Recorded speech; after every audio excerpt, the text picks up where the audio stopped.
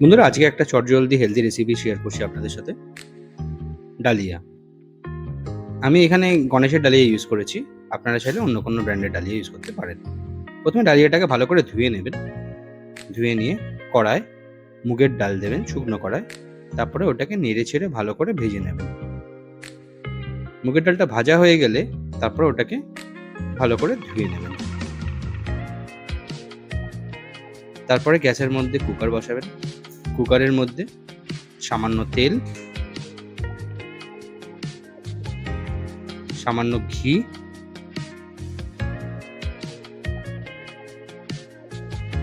দুটো তেজপাতা, 2 থেকে 3টে শুকনো লঙ্কা, তারপরে গরম মশলা, এলাচ, দারুচিনি, লবঙ্গ আর জিরে। তারপরে ওর মধ্যে দেবেন আলু কুচি কুচি করে কাটা, তারপরে ক্যাপসিকাম,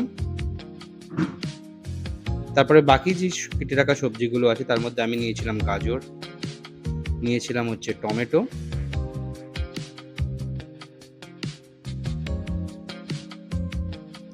কিছু কাঁচা লঙ্কা দিয়ে ভালো করে নেড়ে চেড়ে মশলাটাকে ভাজা করে নেবেন।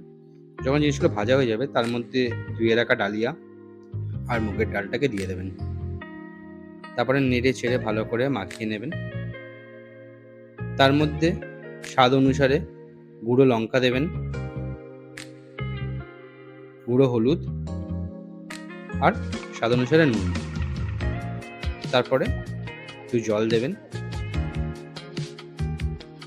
জলটা পরিমাণ মতো জল দিতে হবে। আপনার যেরকম জায়গায় করছেন তার অনুযায়ী জলটা দিতে হবে। দেওয়ার পরে কুকারটা ঢাকনা দিয়ে দেবেন। ঢাকনা দিয়ে এবারে অপেক্ষার পালা। অপেক্ষা করতে হবে 4টে সিটির। তারপরে আমি একটা লোহার কড়াইতে ঘি দিয়ে এটাকে গরম করে তার মধ্যে দিলাম কিছু কারি পাতা। তারপরে সেই গরম কারি পাতাটা গরম তেলের সাথে দিয়ে আমি নামিয়ে দিলাম হচ্ছে কুকারে। তারপরে ব্যাস একটু নাড়াচাড়া করে নিলেই